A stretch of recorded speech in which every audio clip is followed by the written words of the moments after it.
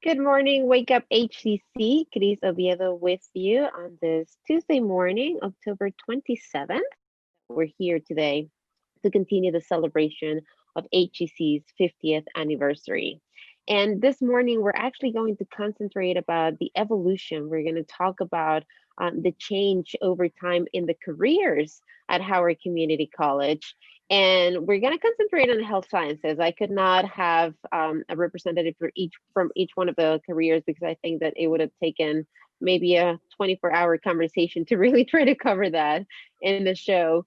So we decided let's just concentrate on one, and we're going to look at the health sciences division this morning and how it has evolved from the beginning to where it is today. And we might get even a little bit ahead of ourselves and try to see what the future might hold for the health sciences division at Howard Community College. So I'm actually not going to introduce my guests. I'm going to let each one of you guys introduce yourselves. If you could just tell us your name, your title at HCC, a little bit about your background, maybe why you chose to go into health sciences, and how long you've been with HCC and why do you continue to be part of it. So let's start with you, Georgine. Then we'll go with Pat. Then we'll go with Susan and Lana last. So Georgine, all of you guys, welcome. Let's start with you. Okay, good morning, everyone. Georgine Butler, Dean of Health Sciences. Actually, I've been at the college now for about 28 years. I was invited to come to the college. I was working in industry. I was in the hospital. I'm a nurse by trade, so I was in the hospital and working. And of course, when you're in the hospital, I was in a teaching hospital. So I had the opportunity to teach in the hospital. And when you're there, you're having to work multiple shifts, etc. And our dear friend was working at HCC and said, "You should come here and teach." And I said, "Well, I don't think I want to do that." And she said, "No, you're going to love it." And so I actually took her up on it, and fell in love with education at its best, all aspects of it. Still was able to keep my hands in industry in the hospital setting because I was able to teach in the clinical world. So I had the best of both worlds, and I love it. It's so rewarding. The climate at HCC, I think, is different. I have had an opportunity to teach at part-time at other institutions, and I promise you, the climate at HCC is just different. It enfolds you. It's very student-centered, student-oriented, and when they say it's all about the student success. I think all of the educators at HCC truly believe that, and I hope the students feel that too. So actually, that's why I'm here, still here after 28 years, because I have found it so fulfilling in all the years. I think this was the best move I made in my career, was to come into education, but particularly here at HCC. Pat, how about you? My name is Pat Finley. I came to the college 34 years ago in 1987.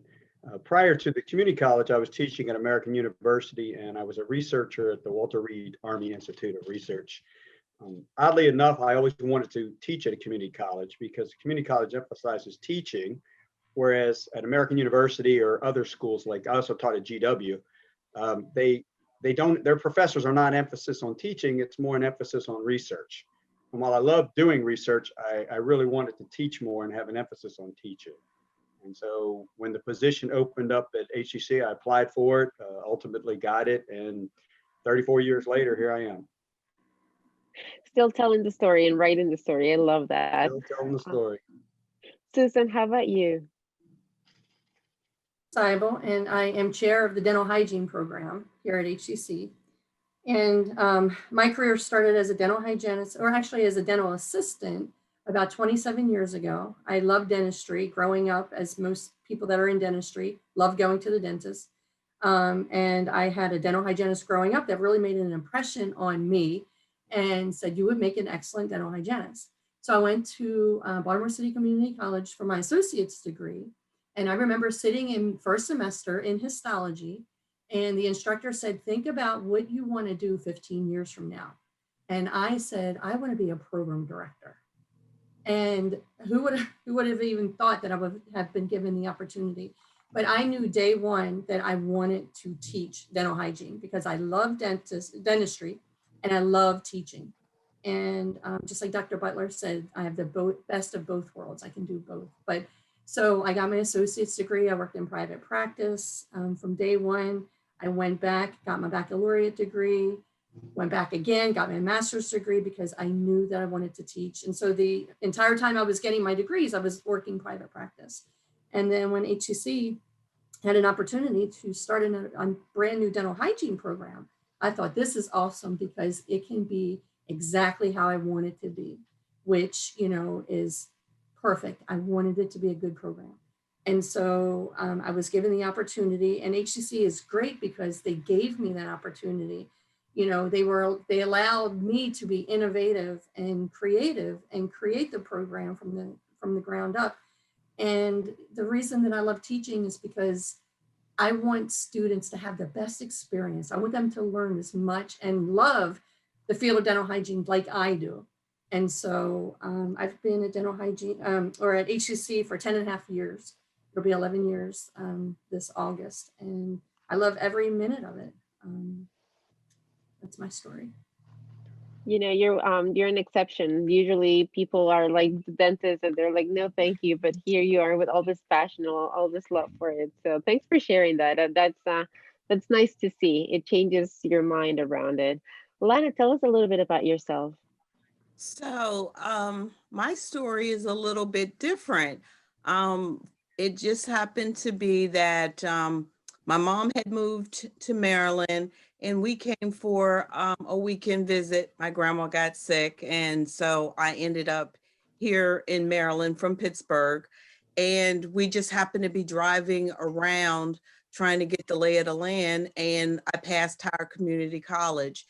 And I said, I need to finish, going back to school because I had a small child. And I happened to turn into Howard Community College, got a warm welcome and reception. And actually, Patrick was one of my very first teachers in what was that class we took? I can't remember. I think it was like health promotion or health something, but it was a 1 credit physical education class. And so I graduated from HCC in 1990. And then I was waiting for another program, and I got a call, and they said, Lana, we think you'd be a good fit for our nursing program. And so I talked it over with my mom, and I said, I don't know about that. So then she was like, well, go ahead on and do it. It'll be a good thing.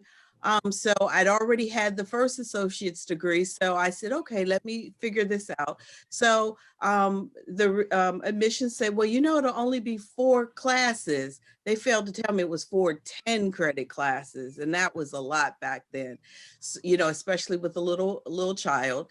So I ended up coming back to HCC and getting another associate's degree in nursing.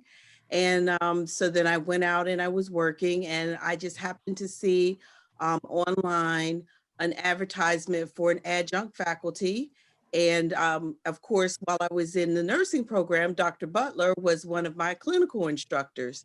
So, it all came around full circle. So there was a job available for a clinical instructor, and it just so happens Dr. Butler was I think the director of nursing. And so I met with her, and she immediately hired me. And that was, I think, 13 years ago. And I started out as an adjunct.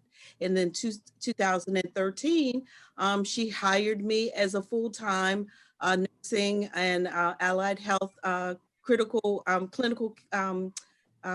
nursing simulation clinical coordinator. That's a big title. So now what I do is I work with the nursing and allied health programs, and we try and do interprofessional simulation.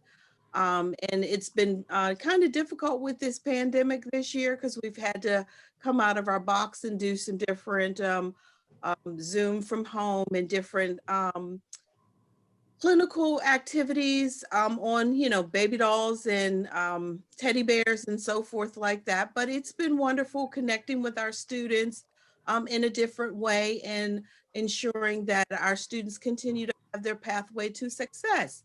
So, for me, it's a fulfilling and rewarding opportunity because I was a student and now I'm on the staff and faculty things. So, having colleagues that I worked with who were professors at one time and now they're my colleagues, it makes it a really fun environment and it makes me feel like I made the best overall decision to make that left turn into Howard Community College over 34 years ago. That's a wonderful story, and thank you for sharing that. I love that. So, I mean, long careers, and that's, that's I think that it's true for a lot of people at Howard Community College. People who come and work at HEC stay for a very long time. So, in all of these years, Georgine, that you've been at HEC, what have you seen being some of the biggest changes? And right before we went live, Pat and you were talking about some of the buildings. I've heard the stories too when it was only just the one building and everything was just in that one building, the cafeteria. I think that where the TV studio and the radio studio are now used to be the cafeteria at some point even. I don't know if you knew HEC back then. So tell me, clearly the campus has changed a lot. But to you, the way that you have seen it, what are some of the biggest changes, or maybe the biggest change, the thing that has stuck with you the more throughout all of these years at HEC? I think the expansion, I think you're right. The physical layout, of course, has changed as the number of programs um, grew and also the number of people. When I came to HCC, to the Health Sciences Division, and I'm sure Pat will just jump in and piggyback on this one. When I came, there were 9 people in our division. Right now, in our division, we have over 60.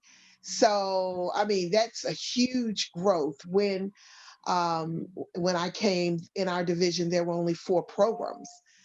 We had lots of courses, but there were only 4 programs.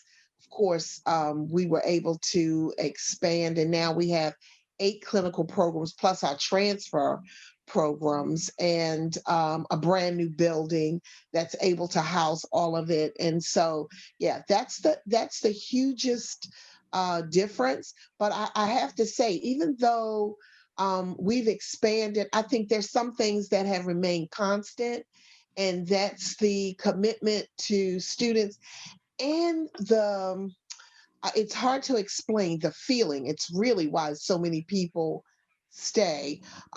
Faculty are super achievers, and they have this heightened consciousness about student success, and you feel that. I mean, it's one of those things I think that I feel and I believe in since I've been at HCC, and that's the constant.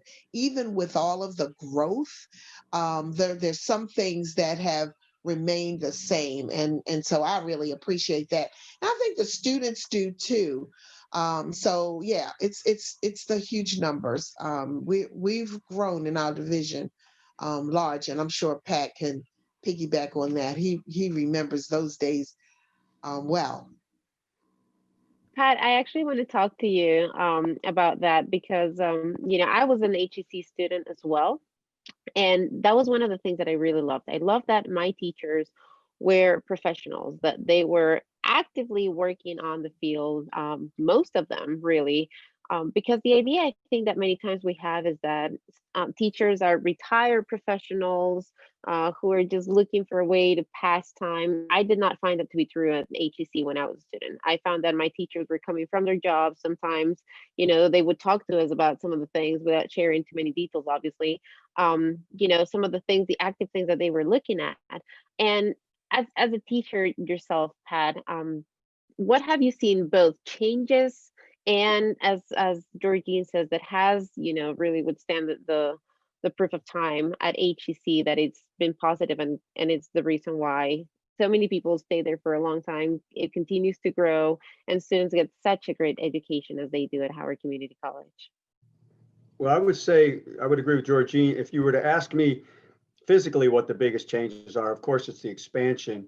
If someone asked me from a teacher's perspective, I would say it's technology. Because I've seen in the late 80s, well, I was teaching at AU before and GW before here, but we went from film strip projectors, slide projectors, and overhead projectors and mimeographs. I was just talking to my wife about that this morning, to everything is virtual and it's much easier. We actually had typewriters back then. But I would say the technology, I would also agree with Georgine that the thing that hasn't changed is the teacher's commitment. But I would say that that's not uncommon across any teaching platform, whether it be elementary school, grade school, colleges. Teaching, if you want to go into teaching, it's a calling, because you realize, I took a cut and pay to come to HCC.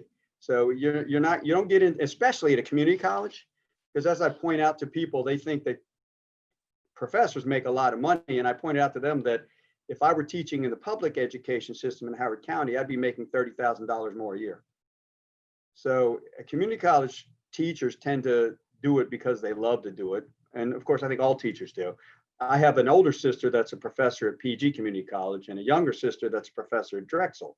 And they both have a passion for teaching. So I would say the one thing that hasn't changed is the love of teaching that our teachers have. And I would say the one thing that has changed is technology, which in my opinion demonstrates the college's commitment to the teachers as far as teaching. When I first started in 1987, the college actually gave every teacher an Apple IIe computer, which if you looked at any other community college in the state was unheard of. And so I think we had 50 faculty roughly, and every one of us got a computer. We didn't know how to use them, maybe. Well, I did. I was younger and coming from being recently in grad school, but some of the older faculty. So I think that people come to the community college not because it's easy or they're looking for a rest, but it's because they have a calling to teach. Thank you for bringing up the change in technology. Lana, I want to talk to you about that, because as you said, the college, I feel that it stays really, at the cusp of all of it. Like, it's just at the top and is really making sure that we have the best technology at HCC for your students. Talk to us, Lana, a little bit about, the kind of things and opportunities that HCC has implemented throughout the Sciences Division to prepare our students and just stay up to date and offer the best technology possible to them. Well, first of all, I'd like to thank Dr. Butler and our administrators and Board of Trustees. They go above and beyond to make sure that we do have the most cutting edge and innovative technology. For instance, when we built our new health sciences building, Dr. Butler made sure that in all of our labs there were computers, and not just one computer, but for instance, in our nursing labs, every student, we have 6 bays in 5 labs. At every bedside, there is a bedside computer. And, as Patrick said, some of the other community colleges and universities that do not have that type of technology. So it is very rewarding to know that our students do have the technology resources that they have at their fingertips. We also have computer labs for our students. We have labs, computers all over the campus that students can use for the students who may not have technology at their homes or a computer. We just, I think last year we updated all of the computers throughout the campus. We also, in our health sciences area, have what we call SimMen 3G. And these, they're simulated mannequins, patients. I don't want to call them dummies, but they're mannequins. And Dr. Butler and our administrators are very interested in making sure our students have that equipment. So these SimMan 3Gs that we have in our nursing area, they can actually do just about everything except for get up and walk. We can make them talk, they can have, oh, and bowel movements, but they can urinate, they can have seizures, they can form tears. So we do have that technology. We also have a EMT lab that has a fire, an ambulance in there. We have Mentis in our CVT program. We have a plethora of equipment. And when I was a nursing student, like almost 30 years ago, we just had the regular model of simulators, and they weren't that advanced, and we only had a few. But again, since we've moved and expanded our building, we have these, simulators in every single department. Our dental hygiene, as you can see behind Susan, that's a picture of her dental center. And I actually took my daughter, she's one of our student patients there, and they do a wonderful job. So, for Howard Community College to be a community college, we have advantages that some people at, big universities do not have. We actually had some people who were thinking about renovating and building out their simulation centers and things. And they were from big name schools, and I overheard them say that they didn't have as much technology at their big name, university as we have at Howard Community College. And, that's just a testament of our administration wanting our students to be on that pathway to success. And our motto is, you can get there from here. And, me being a student, using the technology, and now having the opportunity to share some of this technology with my students in the simulation center, I thank them for that, because our students have nothing but the best. I mean, millions of dollars worth of equipment that they make sure that our students have. So they really, really want our students to succeed. Pat, from the teacher's perspective, having access to all this technology, having the simulators that are very realistic. I've seen videos of them. I actually did get an opportunity to see them in person at some point, and I was a little creeped out, quite honestly, because they are so real. Like they look like real people, and you know that they're not. How does that enhance that? And what are you hearing from students when they come and see this mannequins there, and they have the opportunity to interact with them as if they were real patients? And what's that bringing, and how's that making the education better for our students at Howard Community College? Well, that's probably a question better answered for Georgine. I do get a lot of nursing and allied health students in all of the different classes in health. And without a question, they understand the value of that kind of education. They understand that we're ahead of the curve in many ways, many schools. Howard County is a wealthier county, so you might expect that. That doesn't change the dedication that the faculty have. And of course, the fact that we got a health science, that's something I never thought I would see, that we got this beautiful health sciences building. And all the buildings are great, but the fact that we got a dedicated health sciences building, and the students really appreciate that. And while I don't know, I'm sure I would get an argument from other faculty, I would argue that our allied health programs are probably the strongest programs on campus. And I'm not including my transfer program. I'm saying the occupational allied health programs are probably our strongest programs as far as and they're probably some of the toughest too. So the students that go through these programs are exceptional students. To get admitted to the students are exceptional. And of course, someone like Lana that has a professor like me, obviously she's exceptional.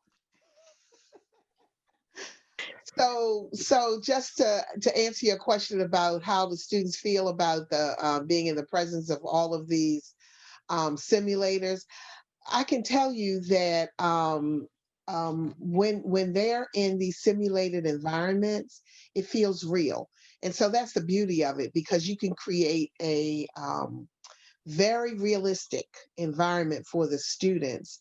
And when students have, when their patients have complications, they feel that, and they express that the feelings that they have. It's almost like being in the real environment. The beauty is it's safe. It's safe for them to make a mistake. And so we have our big mannequins up, well, they're in the simulation suite, but then they're all throughout the building.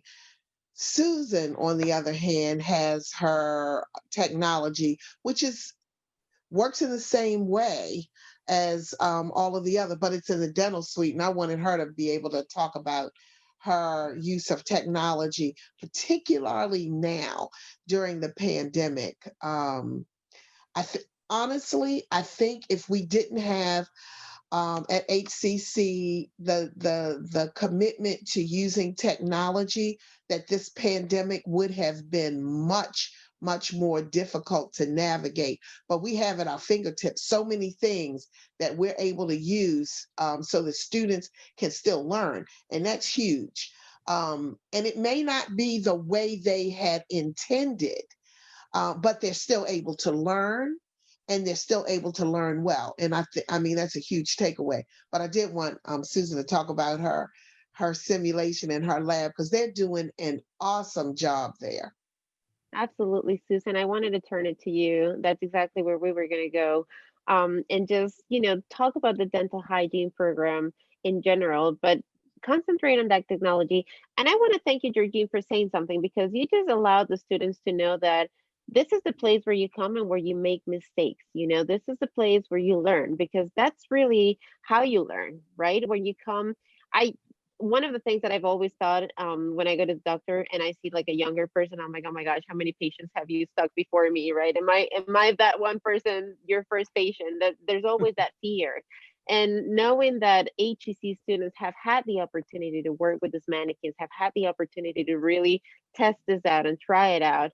Um, Maybe as a patient I won't know that, but I know that they will have the confidence coming in when they're facing that first real patient, that they have an idea what it feels like, they have an idea what to do, a very realistic idea, and that they can go and confidently into the room when they see a real patient and just apply everything that was learned in the classroom. So Susan, let's talk about dental hygiene. I watched the video the other day where I saw one of these mannequins actually biting down, and I was like, oh my gosh, that's, is that a person? Like, it took me a minute to really realize that was a mannequin and not a person. So let's talk about that and about the pandemic and how you guys are actually continuing to educate and provide the best education to our students while they continue to be home. So as you can see in the picture behind me, that is our actual dental hygiene center or clinic. We do have simulation units that are actually down the hall that the students work on their first year. And so it is a mannequin that has teeth, and students learn the instrumentation and ergonomics of how to sit and treat a patient on the simulation. But they do that for about a half of a semester and then move right on to student partners. And so we're set up a little different than the other programs, that we are more live patient oriented. So once the students pass a series of skill evaluations and competencies on each other in the simulation, they move right to live patient volunteers for 3 semesters. And so we do have a dental hygiene clinic that we see patient volunteers Monday through Friday or Monday through Thursday, depending on the semester. And so students get experience treating geriatric, pediatric, all types of patients from the community. And so our clinic is set up, it is state of the art. We are totally digital. We have digital radiographs. We are totally paperless, so there's no paper charts or anything like that. We have so much equipment that I do not believe other programs have. We have a Diagnodent machine that helps students and the dentist that is on the premises diagnose dental caries or cavities in the teeth. So we have like a little laser machine we use for that. We teach our students how to do intraoral screenings. And so we have a Velscope machine that helps diagnose potential cancerous lesions in the oral cavity. Like I said, we had digital radiographs, we're paperless. And so the students are taught everything using live patient volunteers to prepare them for the real world when they get out in the dental practice. Throughout the pandemic, we did have to scale back a little bit because of COVID-19. We were not allowed to use aerosols and things like that. And we are limited with the number of people that can be on campus. So this semester, we're not seeing pediatric patients or patients that require a caregiver because that's an extra person on campus. But we're doing case studies. The students are still doing dental materials virtually because they're taught how to suture, even though dental hygienists do not suture. The instructors had them get chicken or a hot dog and, practice with just a needle and thread of sewing, how to do a suture on a hot dog, and then, and then take impressions. They were taught, they've used Play-Doh to take impressions for like dental trays and things like that. So we've gotten very creative, but we were very, very fortunate that the school allowed our students to do like a hybrid model and go onto campus and still get that hands-on training. I believe, there were some schools that were not able to do that, and we were. We are very community oriented. We do a lot of service learning and a lot of community work. So we're working with service learning for our spring semester to do virtual service learning. So students can still get practice preparing lesson plans and teaching virtually. Different organizations, have set up with that. So we're doing very well. Our students, they do learn everything they need to know, nitrous oxide administration, local anesthesia, lasers. We are taking laser courses to teach students how to use lasers for when they get out into practice. So our students are very fortunate, I think, just to have the equipment and the support of HCC. We have pretty much everything that we have asked for, we have gotten. So we couldn't really ask for any more. And that really talks to the commitment that HCC has demonstrated through this pandemic. Georgine, how, we just concentrated a little bit on the pandemic and dental hygiene, but how about the rest of the classes and in the health sciences? How did you guys navigate that COVID-19 and the hybrid model and keeping some students at home, bringing some into classroom? Let's talk a little bit about that and what's ahead for the spring semester so that those who are looking to enroll or are enrolled already kind of get a good idea of what to expect. So planning to come back into the building in the middle of the pandemic, I have to say, because our health sciences faculty and students are probably right now, one of the largest consumers of the campus right now, because we had to plan from the time that we found out that that school was going to be closing. We thought we were going to be able to come back in, but we began to make plans to come back in on a limited basis. And we had to follow the CDC guidelines, the state guidelines, and the county guidelines. And I promise you, we have planned, everything is written, and it's all about keeping the faculty, the students safe. And in Susan's area, the patients that come in to the clinic, making sure that they remain safe. So we've been able to secure PPE. We have masks. So if someone happens to even walk on campus, we have a mask that a student could get. And of course, it doesn't cost anything. So we have masks, we have gloves, we have goggles and face shields and gowns and bouffant caps and shoe boots, depending on where you are and depending on your needs. Hand sanitizer. We teach our students, you have to clean your way into the building and clean your way out. It's the only way to keep people safe and to make sure that you safely distance. So we have been instilling these safety practices in everyone, but that becomes second nature after you do it so long. It becomes second nature, and then you're able to concentrate, really concentrate on the learning that needs to take place. One of the things we've been talking about, all of this technology and streaming and using simulators, and you just can't decide today that I'm going to teach using the simulator. You need to be trained. And so I guess some of the beauty of all of this is our faculty have been training all along to use the simulators. Lana is being kind of modest here, but she's one of our leaders on campus in terms of simulation and designing the appropriate simulations for that particular skill or competency. And she's working with our affinity groups across the state. And I mean, it's very visible. And so Susan's the same way. You have to stay engaged in order to be able to teach using this simulated model. So again, that's one of the things that we had under our belt. So when it was time to deploy, we didn't have that huge uphill climb of how to use the technology. Also on campus, we have a whole department that lives e-learning that has been training our faculty on how to use the virtual platform.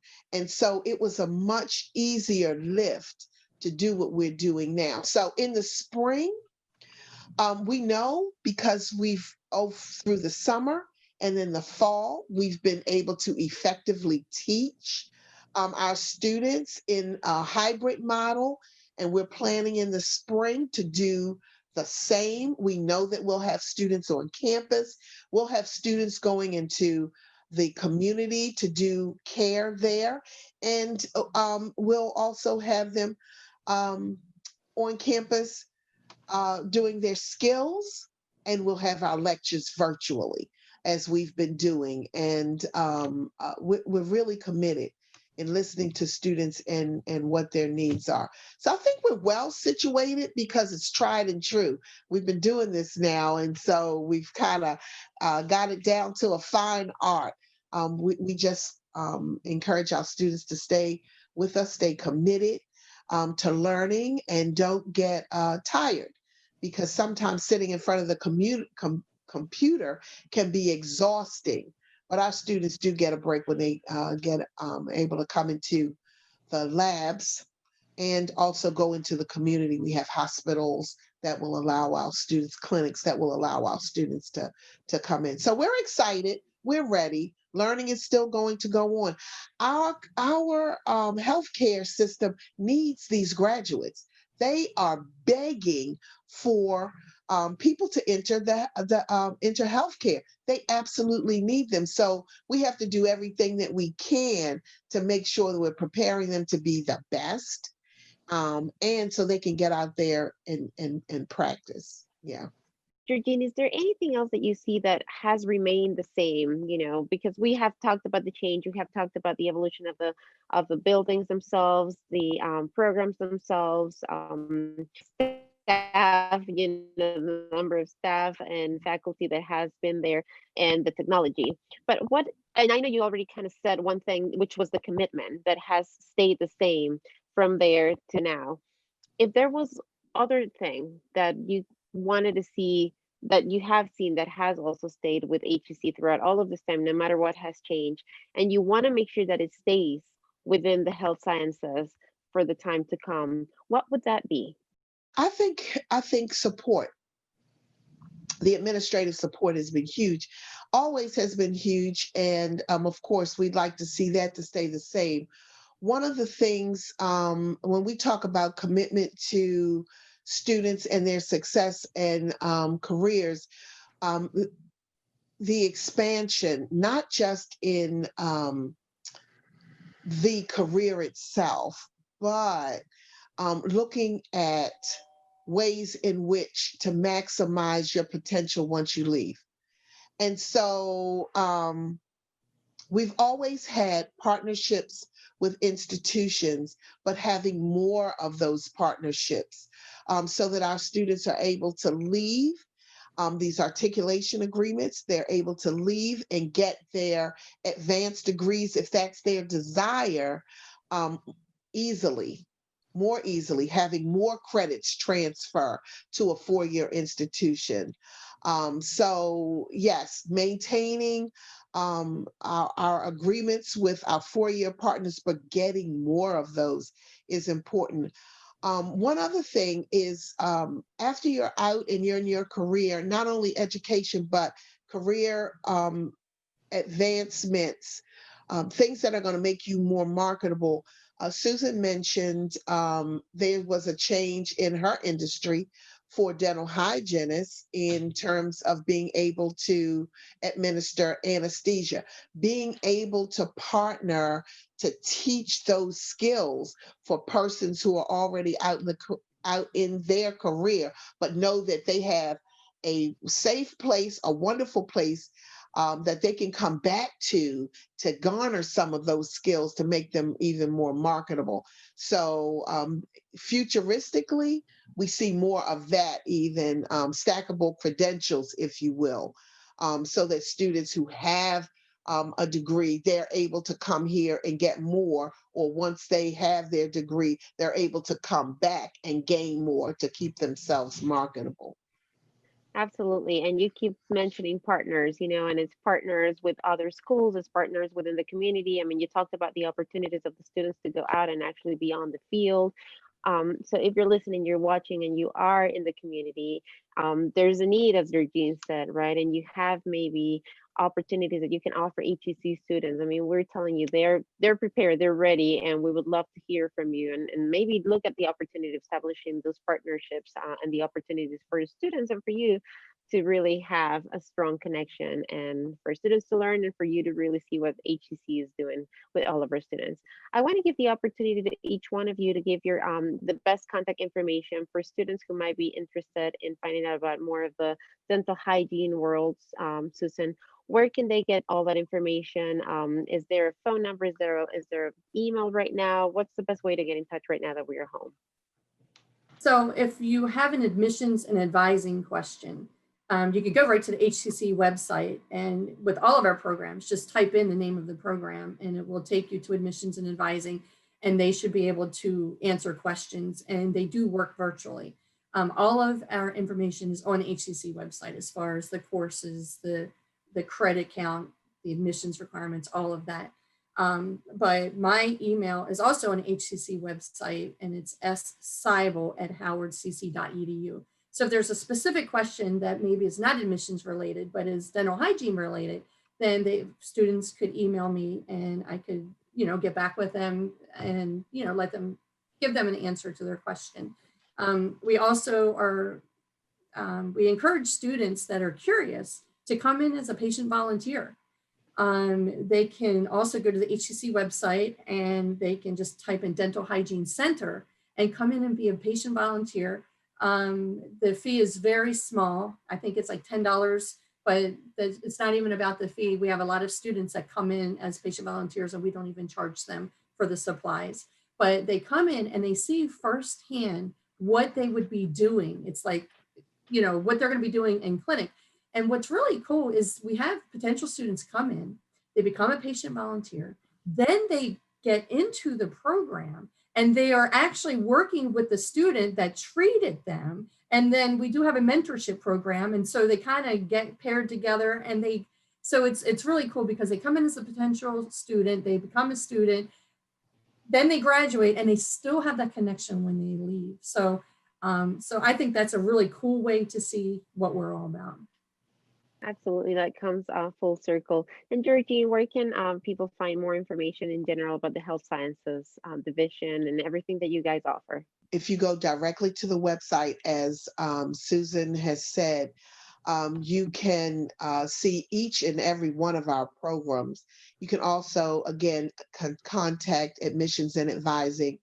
They will give you our information sessions. As a matter of fact, just I think last week we held a meet and greet, the chairs event, in which we invited all of the students that we had expressed an interest to come and be a part, to get just a preview of some of the programs, and we'll have more of those events.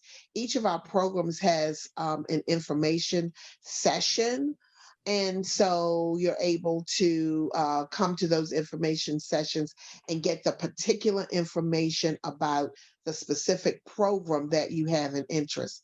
We encourage you to contact Admissions and Advising, because each person is going to have a unique circumstance and they work with you individually.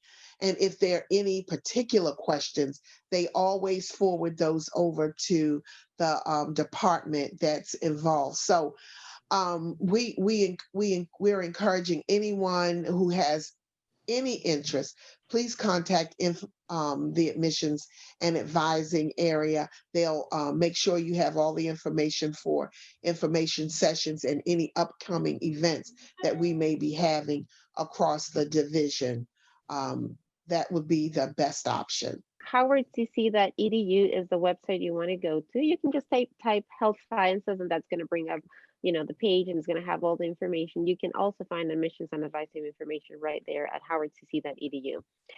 I want to ask just a quick round of questions that you can answer in one word or one sentence. Each one of you will just go around. And that's how we're going to close our show today. That's how I was closing the interviews for the 50th anniversary celebration. It's just a little fun way, and I'm really curious to see what this answer is. So we're going to go Georgine, Pat, Susan, and Lana, just because that's how I see you guys on my screen here in my computer. But the first question that I have is your favorite place on campus? Health Sciences Building. Pat? Same.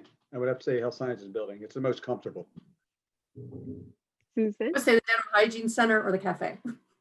And how about you, Lana? For me, it's a simulation suite. Well, you each picked your home base. I love that. Okay, so you mentioned the cafe, Susan. The favorite menu item from the cafe on the quad, the one that maybe you're missing the most, Georgine. Ooh, Starbucks. Pat, how about you? I haven't eaten at a cafe in a while, so I couldn't say even before the pandemic. Okay, that's fair. How about you, Susan? I would say Starbucks and their banana bread, pound cake or whatever it is so good. So I miss that. Lana? So for me, it would be the chicken salad with bacon wrap. Yeah. See, for me, it's the white bean chili. I Oh, miss I that like one. that too. Yes. That was They the make winner the for best me. soups. They absolutely make They the do. They really do. All right, your favorite HCC event, Georgine? Oh, our Spirit Day has to be my favorite when we're on campus. We have a huge event. Our Spirit Day event is like second to none. We have a ball. Pat? Graduation. Susan? I would have to say graduation and our pinning ceremony is really, really awesome. Yes. And for you, Lana? Graduation and pinning. The fourth question I have is, if you could change one thing at the college, what would it be? I would have more faculty with way more money. I think you have a lot of support with that one. Pat? I guess sort of in the weeds, I would like us to have our old mascot back. Most Oh, people don't really? realize our mascot wasn't always the dragon. Right, tell us more about that. We have The original a couple minutes. mascot was unique. I can only think of one other college in the country, Purdue. We were the Iron Express, which was, the engine of the train. And except for Purdue Boilermakers, I was not familiar with any other college that used it. And so I felt very unique. I'm not quite sure why they felt the need to change it way back when, but maybe I'm just a grumpy old guy. So How about for you, Susan? What would you change? I would say expansion. I wish our space was a little larger and maybe we could take a little more students. Mm. And for you, Lana? I don't think there would be too much I would change. Maybe a little bit bigger simulation suite so we could take more students. And the last question, if you were the president of the college for one day and you had the power to establish a 24-hour law that everybody, students, faculty, and staff had to follow for just that one day, what would that law be? I would say let's get rid of assessments for a day. Let's not focus on testing and exams. Let's just have fun and learn. No clinical evaluations, no competencies, nothing. Let's just get rid of it all. I would have a day where there would be no classes, as long as everybody they had some kind of college function where everybody had to interact and get to know people you didn't know, because there was a time, one of the problems with the college, regardless of what it is, getting bigger, is it starts to lose that family feel. Hmm. And, as Georgine said, back in the 80s and 90s, our division had literally 9 or 10 people. I think we only had 2 programs until the late 90s, nursing and then my area. So it was me and 8 or 9 nurses, which was always interesting. But the college in general, when we had functions, because we were smaller, the whole college came together and interacted. It's harder now because everybody's got, more responsibilities, and it's, what are we, 20,000 students or something, some massive number. So Yeah, I like that. I like that as well. We can have if we combine the two, we can have a fun day of just community. I love that.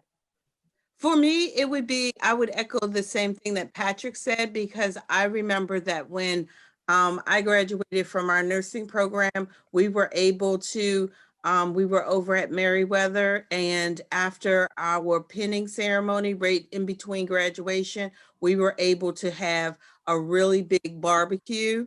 And all of our family and friends were there, and we got a chance to mingle. And not just so much as students and faculty, but as more as colleagues and peers. And I think that when we sort of expanded and got bigger, we were no longer to have those functions.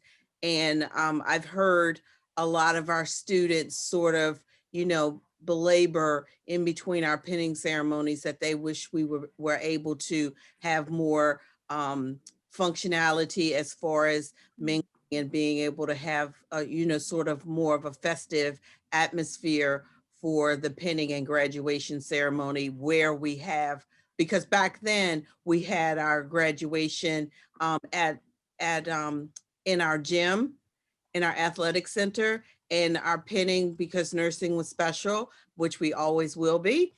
We had our separate ceremony. And so we had our ceremony at Meriwether, we had our barbecue, and then we would come back and get with everybody and then have our graduation ceremony. And then we still had cookies and punch. And so we were able to mingle with our professors and our colleagues and peers. And, sort of once you expand beyond, a couple of thousand people at these events, it's kind of hard to do that. Georgine? I think I have to agree with Pat and Lana about the feel, to maintain that community feel. I think there was genuine civility across, not that it doesn't exist now, but we were so close knit back so many years ago, and we don't see that as much, mainly because we've grown and we're not all in the same building. So we don't see each other as much across the campus. So I think that one day we would spend time with each other, so that we could learn about each other. I think Pat, you really hit on something there. That's Yeah, Just to I give you agree. I a love that idea. just I to And love give what you that a I'll idea. miss, how, I'm sorry, but how big the college is. We have more faculty in our health sciences division than we had when Georgine and I were part of the faculty back in the early 90s. So And for right. the entire college, probably, for the right? entire Oh, yeah. college. Yeah, Yeah.